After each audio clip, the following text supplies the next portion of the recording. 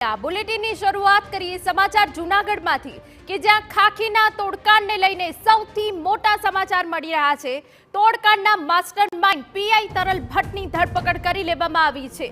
ગુજરાત એટીએસે અમદાવાદના રિંગ રોડથી તરલ ભટ્ટને ઝડપ્યો હોવાની વિગત છે। ગઈકાલે જ એટીએસી ટીમે નિવાસસ્થાને દરોડા પાડ્યા હતા। અન્ય આરોપીઓ પણ ગુજરાત એટીએસી રડારમાં હોવાની વિગતો છે। ત્યારે મુખ્ય માસ્ટરમાઇન્ડ તરલ ભટ્ટ જે ભૂગર્ભમાં ઉતરી ગયો હતો તેની ધરપકડ કરી લેવામાં આવી છે। આખાઈ જે આ તોડકાંડનો મામલો છે તેમાં મુખ્ય સૂત્રધાર તરલ ભટ્ટ છે। ગુજરાત એટીએસે અમદાવાદના રિંગ રોડથી તરલ ભટ્ટને ઝડપ્યો હોવાની વિગત છે। ગઈકાલે જ એટીએસી ટીમે નિવાસસ્થાને દરોડા પાડ્યા હતા।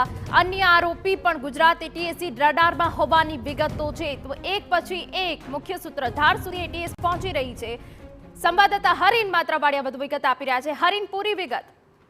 બિલકુલ, જે રીતે જૂનાગઢમાં જે તોડકાંડનો મામલો સામે આવ્યો હતો તે મામલે 2 પીઆઈ અને 1 એએસઆઈ વિરુદ્ધ ફરિયાદ નોંધવામાં આવી હતી ને તે પૈકી જે તરલ ભટ્ટ છે કે જ્યાં સીપીઆઈ હતા, માણાવદર સીપીઆઈ હતા, તેના વિરુદ્ધ પણ ગુનો દાખલ થયો હતો। તમામ જે ફરિયાદ છે તે એટીએસને તપાસ સોંપવામાં આવી હતી ને એટીએસ દ્વારા ગઈકાલે પણ તરલ ભટ્ટ કે જે અમદાવાદમાં પરિવાર સાથે રહે છે તેમના ઘરે સર્ચ ઓપરેશન હાથ ધરવામાં આવ્યું હતું। પૂછપરછ કરવામાં આવી હતી। 1.5 કલાક જેટલી પૂછપરછ એટીએસ દ્વારા કરવામાં આવી હતી। બેંક ડિટેલ મેળવવામાં આવી હતી। અન્ય જરૂરી મુદ્દાઓ પર ચર્ચા કરવામાં આવી હતી। ત્યારબાદ જે છે આજે એટીએસ દ્વારા અમદાવાદ રિંગ રોડ પાસેથી તરલ ભટ્ટ કે જે ફરાર હતા આ સમય સુધી તેની ધરપકડ કરી લેવામાં આવી છે।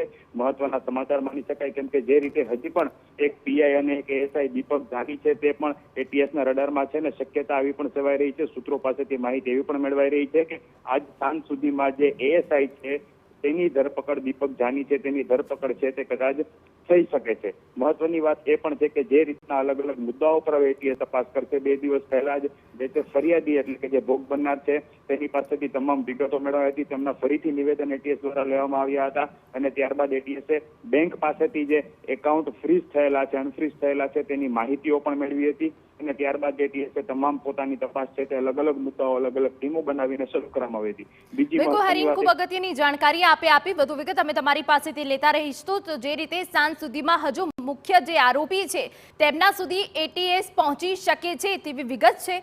ગુજરાત એટીએસે અમદાવાદના રિંગ રોડથી તરલ ભટ્ટને ઝડપ્યો હોવાની વિગત છે। આખો જે આ ખાખી તોડકાંડનો મામલો સામે આવ્યો હતો ત્યારે તરલ ભટ્ટ વિદેશ ભાગી ગયા હોવાની ચર્ચાઓ હતી। જો કે તે બાદ રાજ્યમાં જ હોવાની બાતમી મળી હતી અને એટીએસે ચક્રો ગતિમાન કર્યા અને એટીએસી ટીમે મુખ્ય જે સૂત્રધાર આરોપી તરલ ભટ્ટ છે તેને ઝડપી પાડ્યો છે।